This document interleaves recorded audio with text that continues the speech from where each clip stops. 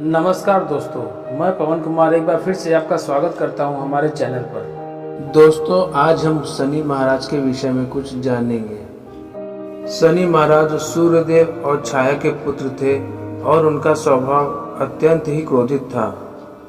सूर्यदेव की पहली पत्नी संध्या, जो सूर्यदेव की तेज सहन नहीं कर पाती थी, इसलिए वो एक दिन अपने जैसा स्वरूप एक मूर्ति को देखकर तपस्या के लिए चली गई। वही मूर्ति शनिदेव की मां छाया थी। जाते समय संध्या छाया को आदेश देकर गई कि ये बात सूर्यदेव को पता नहीं चलनी चाहिए। संध्या और सूर्यदेव के 2 बच्चे थे, यम और यमी। छाया उन दोनों बच्चों का पालन पोषण अपने बच्चों की तरह करने लगी और सूर्यदेव छाया को संध्या ही समझते थे और उन्होंने अपने पास छाया को आने को विवश किया। इसके कुछ समय बाद शनिदेव महाराज का जन्म हुआ। जब ये बात संध्या को पता चली तो वे बहुत ही क्रोधित हुई और छाया और शनिदेव से ईर्ष्या करने लगी। फिर तपस्या खत्म करके संध्या सूर्यलोक वापस आ गई। वापस आने के बाद वो अपने बच्चे यम और यमी का अति ध्यान रखती थी और शनिदेव से ईर्ष्या करती थी।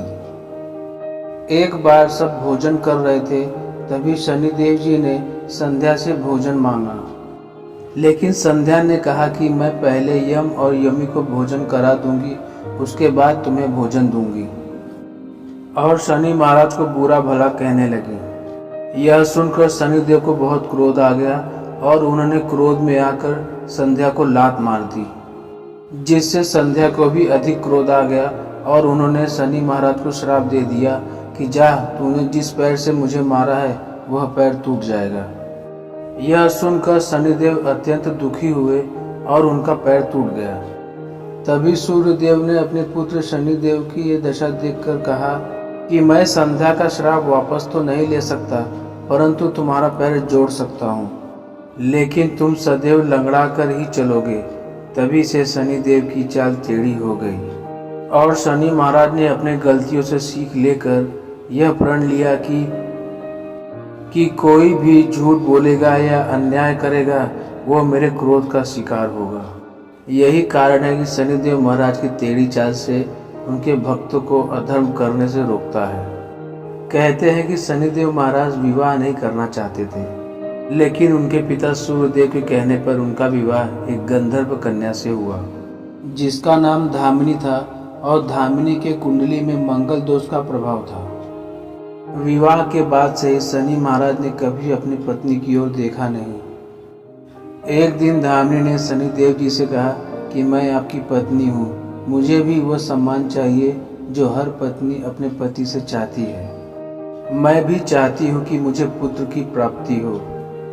इतना सुनते ही शनिदेव बहुत ही क्रोधित होकर बोले, कौन सी पत्नी, कैसी पत्नी? ये सुनकर धामिनी के सब्र का बाण टूट गया और उन्होंने शनिदेव को श्राप दे दिया कि तुम अब किसी से नजर नहीं मिला पाओगे।